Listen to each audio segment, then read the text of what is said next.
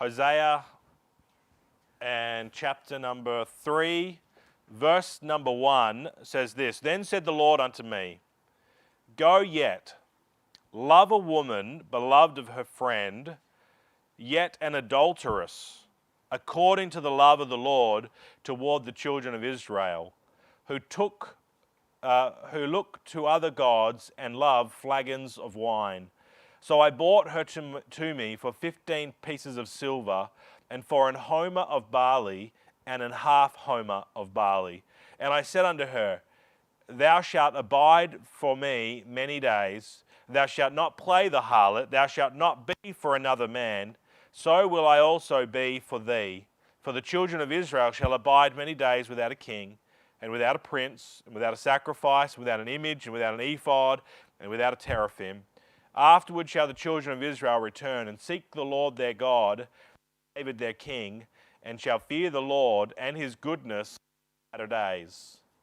Tiny little chapter, but like I said with the Psalms, sometimes the little ones are good because it just condenses down the theme of it, and you can pick it up fairly quickly.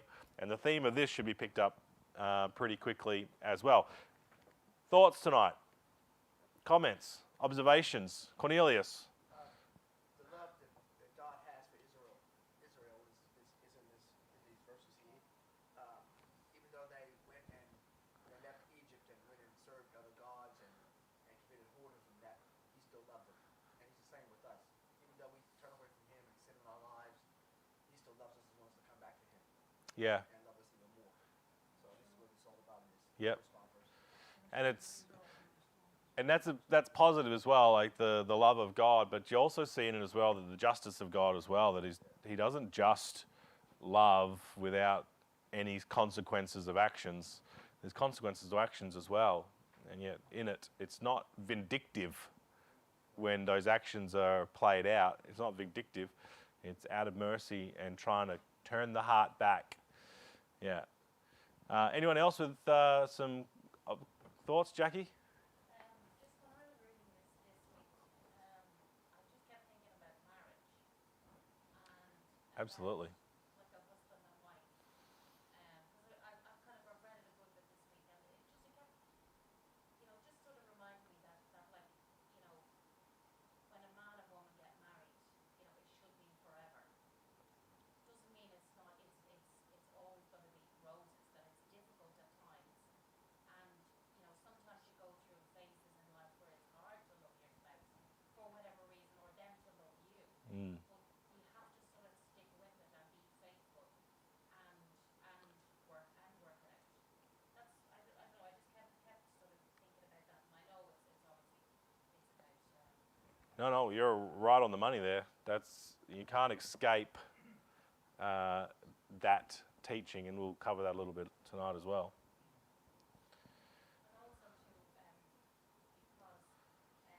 Hosea there's a sort of a real materialistic sort of, he's having, she strikes me as being very materialistic. She wants money. Yes.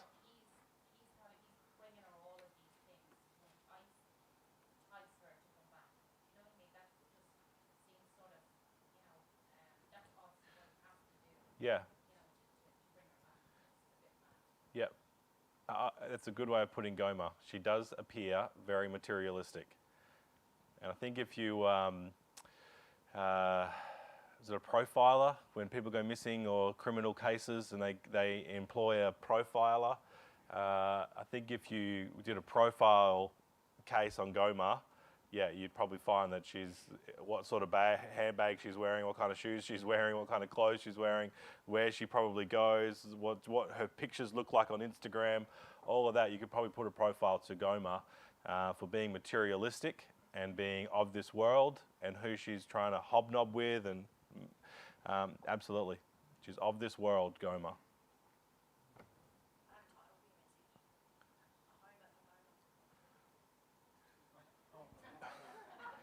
Yeah. Yeah, a homer for Gomer.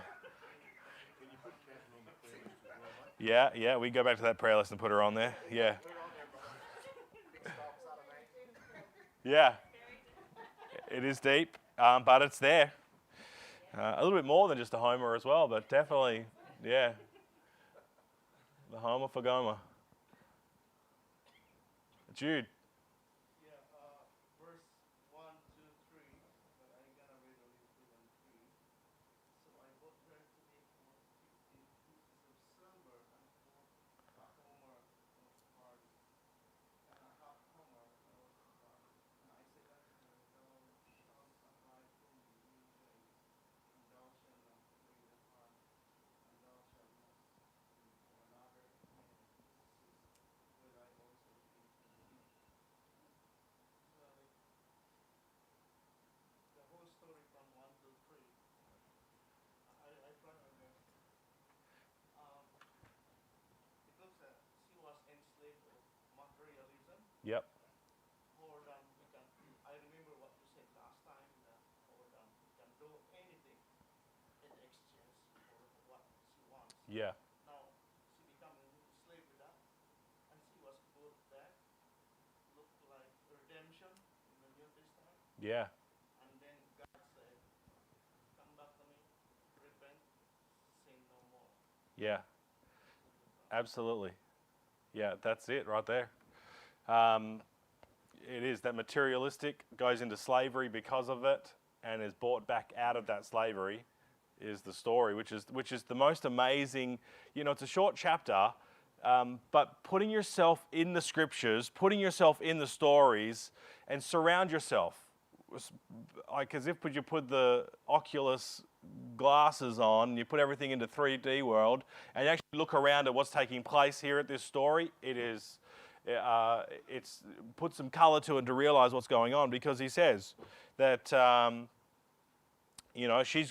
we reread from chapter 1, chapter 2, that he marries Gomer, and I was saying to Cottle that I'm not sure whether when he married her, he knew that she was an adulteress, that she knew what sort of woman she was. The reason I say that is, yes, it says, go marry a woman of whoredoms, but is that what God said to him? Or as he's retrospectively looking back, writing down his story and writing down what God has said to him, he realizes that he says that God has told me to go marry a woman of whoredoms. Whether he knew that she was a woman of whoredoms or not, it sort of holds to the story either way. But he marries her, and there seems to be genuine love there. In fact, even in this part, look at this. It says, then go to the Lord, go yet love a woman, beloved of her friend. I think that's referring to Hosea, that she is still beloved of him, which absolutely, that Hosea has the right heart towards his wife. He still has a love for her, and she is still beloved of her friend, which is, I think, is in reference to Hosea, which definitely still pictures God with Israel, that they go and play their spiritual adultery, and yet God's heart is still towards Israel. His heart is still towards us. That we commit spiritual adultery. His heart is still towards us, and still beloved of her friend. And so there is that side of things, but the whole relationship, I think Jackie's right on the money, and I had that in my notes to say tonight, that she loved the finer things of life. She loved those things. She loved to be around the flagons of wine, maybe indicating a flagon. I had to look this up because not being a massive drinker myself, and flagons, people use flagons, but a flagon is like a jug basically, and the flagon has to do with something tight at the top. So a jug where you pour out, and so someone's going around with these big jugs of wine at these parties, and fill me up again, and she's just loving the flagons of wine, and she's looking to her other gods, and that's in reference to Israel, that they look to the other gods, and she loves those stuff that she thought the gods were giving her, that she thought her lovers were giving her. She was giving her a good time, but Hosea the whole time is actually providing for Gomer. Not that she realizes it, but he's the one pulling out of his pockets and providing, because her lovers don't have means and the capabilities of actually supplying her needs. And so it's Hosea the whole time, which is what God was doing with Israel. They were saying, oh, Baal has given us a good barley season and a good season this year, and attributing it to Baal when it's actually God who brought the rain. It was God who brought the goodness. It was God who was good to Israel, not Baal, not Ashtaroth or any of the other false gods.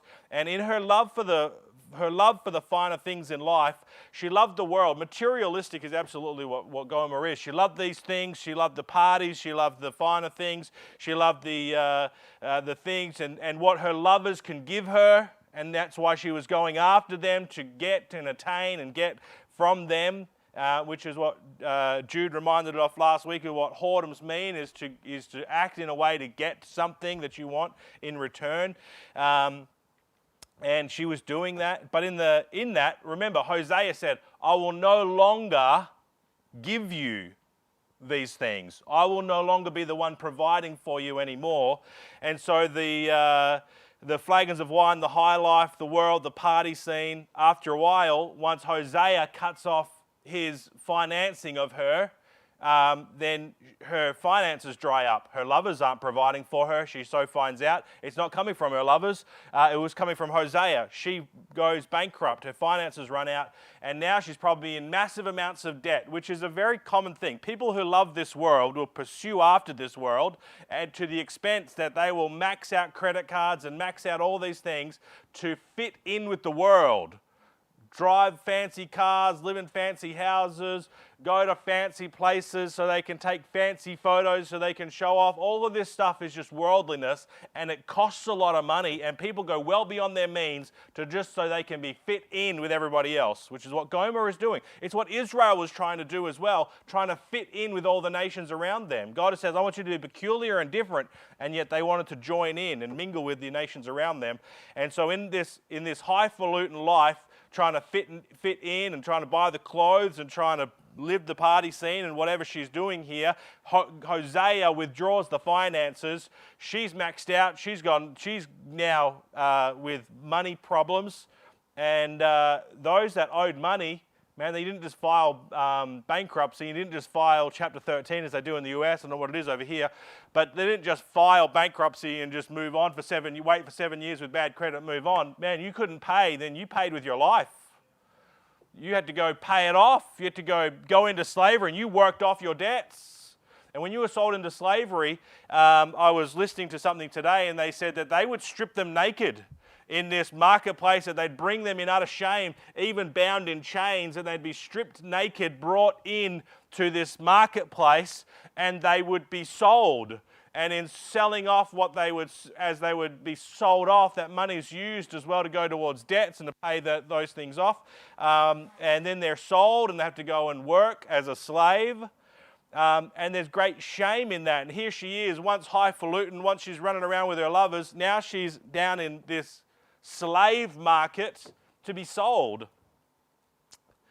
And if you put yourself in that story, this is how I sort of imagine it. I don't know why I imagine it like this. Probably a movie scene, I'd imagine, where I've seen this. But I imagine a very small area. In my mind, this is how I picture it. I sort of picture I used to go to the markets. In fact, where the markets were now it's all Bunnings and all of that. But when we first moved up and I was a kid about Ben's age, my dad used to go down to the markets and still buy sheep and then come back and slaughter them and put it. Remember I said on Sunday that he was off the farm, but the farm wasn't out of his heart. And so he was still doing that. And we went down there and you'd see the cattle pens, and there was sheep in there, and you walk around and the auctioneer was there. And I'd imagine something similar, but just for humans. There's just humans in the pen of sorts walking around, and maybe they're in this makeshift sort of area, and then there's one slave comes out chained, naked before everybody, in great shame, dirty, realizing the great humiliation that has come upon them because of the circumstances of their life and what their lifestyle has brought upon them, and it's great humiliation. And then they're there, and then there's people just bidding on these people, and then as that one is bid to the highest bidder, the auctioneer says sold, and off goes, and out comes the next one. And then as the next one comes out, it's Gomer that comes out before this congregation, before this assembly of people that are there to buy. And it's just degrading on all sorts of a scene. And for Hosea to walk into such a place is degrading for a man of God to go down to this place, this dirty place where slavery is taking place and people being sold, the results of sin. And Hosea is sort of separate. You would imagine he lives a life separate to that scene. But here he is this day. He's in the marketplace of sin. He's there amongst the people. And as Gomer comes out before him, maybe over on this side of the hall, someone calls out a price, 10 pieces of silver. And Hosea calls out from his side, 11 pieces of silver. And then someone else calls out again and he says, 13 pieces of silver. And then it's 14 pieces of silver, someone else. And Hosea's again, 15 pieces of silver. And they realize with Hosea's voice that he's serious about this buying. Someone says 15 pieces of silver and a homer of barley, which is a homer is a dry measure. It's a way to measure. And then Hosea is 15 pieces of silver, a homer of barley, and half a homer of barley. There's the bidding that goes on, and there's a resolve they realize in Hosea's voice that he's serious about this purchase. He's serious about buying this and paying off the debts and purchasing this particular individual. And maybe even the people know who it is and know the relationship. And the auctioneer and everybody else, the room falls silent and the gavel comes down and the price is paid. And Hosea pays the price for her shame and her sins and her guilt and all that she has brought upon herself. Hosea comes down to where she is to redeem her back. And the preacher was saying, he said in this, he says, who really bore the shame? Who really bore the shame? Because in Hosea coming down there and Hosea buying back his own wife, he bears the shame of it all. He bears her shame, and great shame comes upon him, and people are looking at him as well. He bears the shame. And yet in his love and in his mercy, he buys her back. And you have to be able to look at this and say, as Jude said, man, this is the love of God on the cross. This is Jesus coming down into the marketplace of sin. This is him leaving the heavenlies and the glories of the throne above, coming down and walking amongst sinful men and the filth and the muck and mire of this part of God's creation. And here he is walking amongst men to buy back what really is his. And he says, I'm going to pay a price that no one else can pay. I'm going to give my very life for my bride. For my bride. That's how we are bought. That's how we are saved. It's by his love. And you look at this story and people can see the drama of it played out in Hosea's life and in Gomer's life. And I can't help but think that it was splashed across the tabloids and maybe someone from the Daily Press, from the Jerusalem Times, chiseled out a picture of that image. The sad, sorry image as Gomer, as Hosea is paying out the money, and there is Gomer in the back, disheveled and a wreck and nothing really to look at.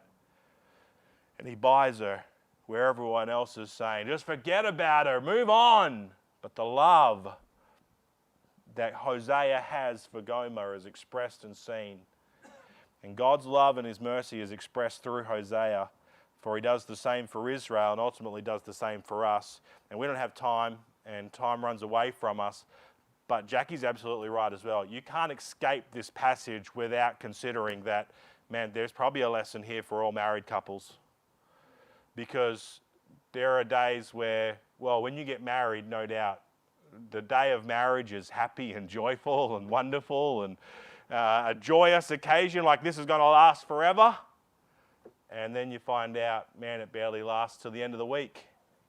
It's difficult and hard, and different things happen, and 5 years in, 10 years in, and how many times have you seen in the media, and usually these relationships, the ones that are in the media and in the papers, are celebrity ones, but it's not just celebrity, but people are saying, well, we're just no longer in love with each other anymore. Or they'll say this, we've fallen out of love. What on earth does that mean? You've fallen out of love. Jackie's saying, I know what it means to fall out of love. So no, you're putting your hand up for another reason. Even though when you were talking here earlier, I just keep going back to thinking about how Hosea is so obedient to God, where he actually keeps, he's obedient and he goes, this is my wife and I'm sticking with my wife. That's what I was sort of Yeah. thinking about. And again, it's the obedience to God, where you get married and you make vows from God. That's sort of what I was thinking. Yeah, which is what he's saying. Go unto me. Go yet. Go again is what he's basically saying. Go again. Go love her again. Which those that say, well, I'm just fell out of love. Well, go again and love them. What's the scripture says? He that vows a vow keepeth it not. Ecclesiastes, which is, he says about vows.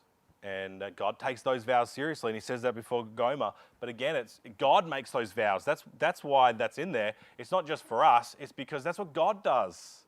And these stories connect us back to the heart of who God is. It's not just to say, oh, it's a prophetic and Israel's going to be saved in the last days. Yeah, that's all wonderful. But if you just take out of here that this is about Israel and this is just about how God is not done with the nation of Israel, which is absolutely true. You walk out of it without your heart being affected. But when you connect it back to who God is and to realize, hey, this is the heart of God and His mercy and in His love, then we are changed as a result when we realize who God is in amongst all of this. That the reason that God is not done with the nation of Israel isn't just to fulfill prophetic reasons and to make the homiletical reasons and the exegetical verses come to life and to fit everything together. No, it's because God is loving and merciful and fair and just and all of those character traits that are played out in these stories. It's who God is, God who sits behind it. This is not just a Jewish book. It's actually a divine book. It's not just a book about the Jews and about the nation of Israel. That's actually not even true. It's not about Israel. It's actually about God. It's about Jesus. It's absolutely right. It is true. And Israel, only God uses them to demonstrate His character traits of who He is. And He says, go yet, love a woman beloved of her friends.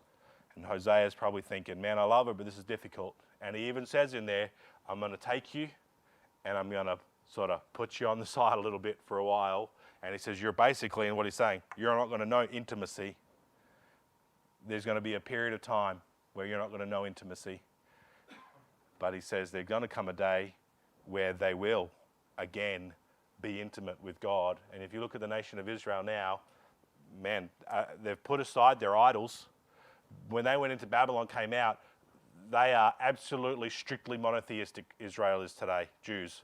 They put aside their idols. They got rid of their images and all their false ephods and all those sort of stuff. And they learnt the lesson of idolatry going through Babylon. And they came back and they said, no. And to this day, you go to a Jew, man, there is one God. They don't have idols and images anymore. They learnt their lesson.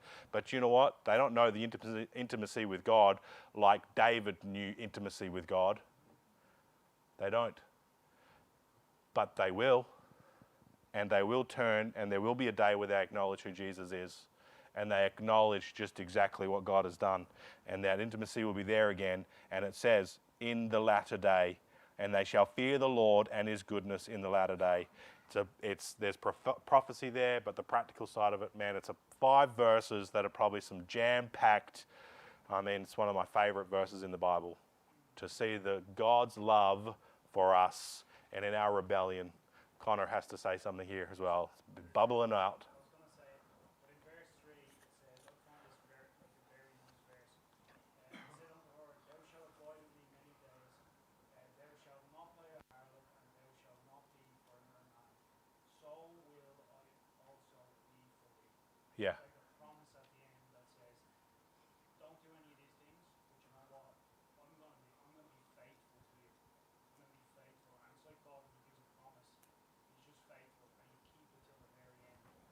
Yep. And it's the same with Israel. You see, still his bride. He's still going to redeem them, and he's not going to break the promise. Yeah. So I like that. It is. It's God in all of this. That's what I like about this. Yes, it's prophecy, but ultimately God comes through. Like, this is really about God and His love. It is powerful. It's powerful. Let's leave it off there and find a prayer partner or two this evening.